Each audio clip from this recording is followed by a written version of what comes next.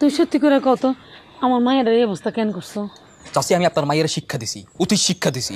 দুনিয়ার যত school college varsity যেই শিক্ষা দিতে পারে না ওই শিক্ষা আমি ওর দিছি। দেখছো বাবা, ছোট লোকের বাচ্চা এখনো কত বড় বড় কথা বলতেছে।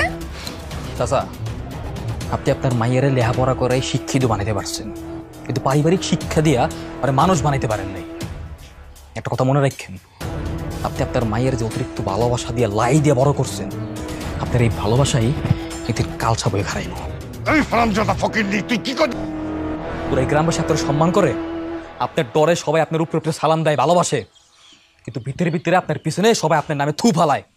একটা মানুষের পিছনে যদি সবাই থুতু ফেলে, এই ব্যক্তি 10 বছর চেয়ারম্যান ক্ষমতা কেমনে থাকে? হ্যাঁ, বোঝা মারে 10 বছর ধরে চেয়ারম্যান ছিল, কিন্তু এবার আর থাকতে পারবে না।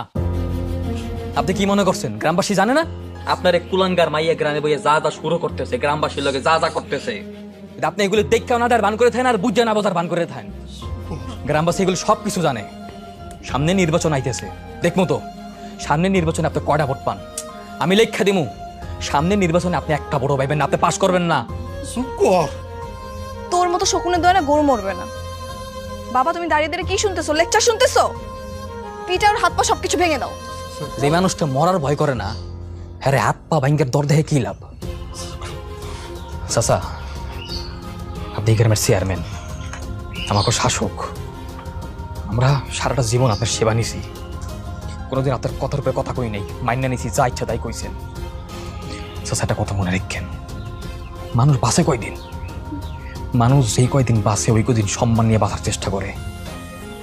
আপনি চেয়ারম্যান সাহেব, এই শেষ বয়সে যদি আপনি আপনার সম্মান হারান, এর সাথে কষ্টের আর লজ্জার কিছু হইতে পারে না। চাচা, আপনার একটা কথা কইতেছি, সন্তান যেমন বাপমার মুখ উজ্জ্বল করতে পারে না, আবার এই সন্তানই পারে বাপমার মুখটা কলঙ্কিত করতে। কথাটা মনে রাখেন।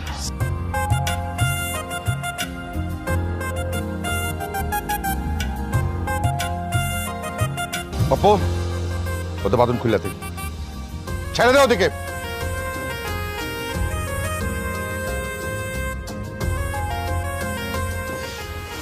চলো।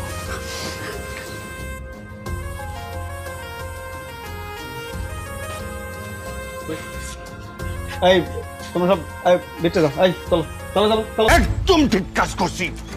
তুই কি করছস? হ্যাঁ, তুই যেসব কর্মকাণ্ড কইরা বেড়াইতেছস, এতে কি আমার মান সম্মান বাড়তেছে? মান সম্মান কমতেছে। তোর যেন নেক্সট টাইম এই ধরনের উচ্ছৃঙ্খলতা করতে না দেখি, কথা মনে রাখবি। এসব ভেতরে এসো।